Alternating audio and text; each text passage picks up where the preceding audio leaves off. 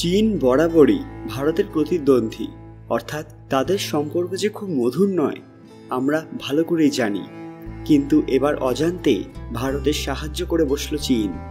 সেখানকার লক্ষ লক্ষ মানুষ না জেনে ভালো কাজ করে বসেছে।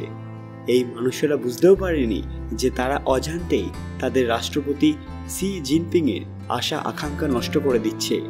ঠিক কি ঘটেছে জানলে আপনারাও অবাক হবে। কমেন্টে হর হর মহাদেব লিখবেন। সকলকে পুরাণগত নতুন একটি ভিডিওতে স্বাগত। আজকে আপনারা জানবেন কিভাবে ভারতের সাহায্য করলো চীন। ভিডিওতে এগোনোর আগে সবাই কাইন্ডলি আমার চ্যানেলটি সাবস্ক্রাইব করে নেবেন। চীন বরাবরই তাদের বাসিন্দাদের কূটনীতি রূপে ব্যবহার করে। কোনো দেশের ট্যুরিজমকে পরোক্ষভাবে কন্ট্রোল করতে পারে চীন, কারণ তারা নিজেদের বাসিন্দাদের সেই দেশে যাওয়ার বা না যাওয়ার অর্ডার দিতে পারে। যে দেশে চীনের লক্ষ লক্ষ মানুষ যাতায়াত করবে সেই দেশের ট্যুরিজম সেক্টর যে মজবুত হয়ে যাবে এ বিষয়ে কোনো সন্দেহ নেই। চীন এই একই রাজনীতি ভারতের বিরুদ্ধেও ব্যবহার করেছিল। সুযোগে সদ্ব্যবহার করতে তারা তাদের অধিবাসীদের মালদ্বীপে যাওয়ার জন্য অর্ডার দেয়। চীন তখনই এই কাজ শুরু করেছিল যখন ভারতের মানুষেরা মালদ্বীপ যাওয়া বন্ধ করে দেয়। পাশাপাশি প্রধানমন্ত্রীর অপমানের বদলা নিতে সেই জায়গাকে বয়কট করে লাক্ষাদ্বীপ যাওয়া শুরু করে। চীন মালদ্বীপকে বলে দেয় যে তাদের চিন্তার কোনো কারণ নেই, ভারতের পর্যটক দরকার নেই, চীনের মানুষই যথেষ্ট।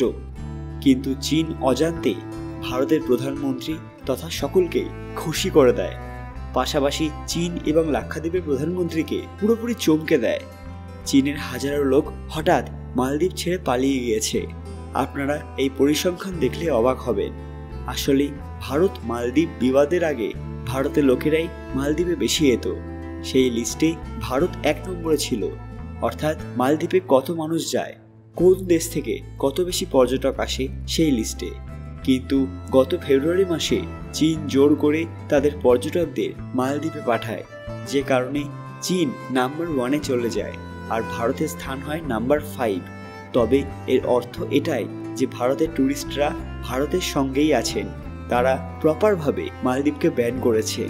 কিন্তু চীনের লোকেদের মালদ্বীপ এতটাই খারাপ লেগেছে যে তারা নিজেদের সরকারের আদেশ সত্ত্বেও মালদ্বীপ না ঘোরার সিদ্ধান্ত নিয়ে বসে। যে চীন ফেব্রুয়ারি মাসে ট্যুরিস্ট পাঠিয়ে নাম্বার 1-এ চলে গিয়েছিল, মার্চে সেই সংখ্যা পরিবর্তন হয়ে যায়, তারা চলে আসে 5 নম্বরে। আর এপ্রিল মে করে এই সংখ্যা আরও পরিবর্তিত হচ্ছে, ভারত চলে আসে 6 নম্বরে।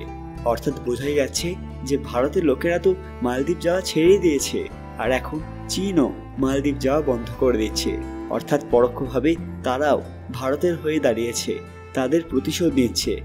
এটা তো আমরা সবাই জানি, চীনা শাসকেরা ভারতকে নিয়ে একটু তুচ্ছ তাচ্ছিল্যই করে।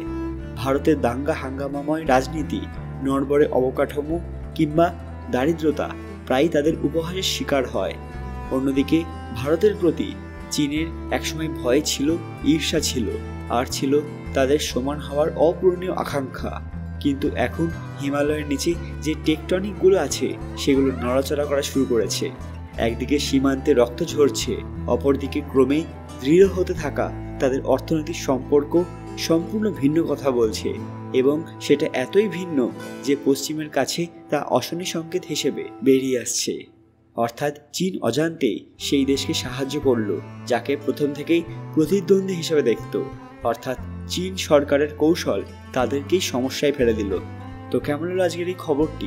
ভালো লাগলে অবশ্যই লাইক করবেন এবং কমেন্ট বক্সে জানাবেন আপনাদের মূল্যবান মতামত। হর হর মহাদেব লিখতে ভুলবেন না বন্ধুরা। আরও এরকম দরকারি ভিডিও দেখতে পুরাণ কথা অফিসিয়াল চ্যানেলটি মনে করে সাবস্ক্রাইব করে নেবেন। খুব তাড়াতাড়ি ফিরে আসবে এরকমই কিছু দরকারি আপডেট নিয়ে। ততক্ষণ আপনারা এই ভিডিওগুলো দেখতে পারেন। ধন্যবাদ।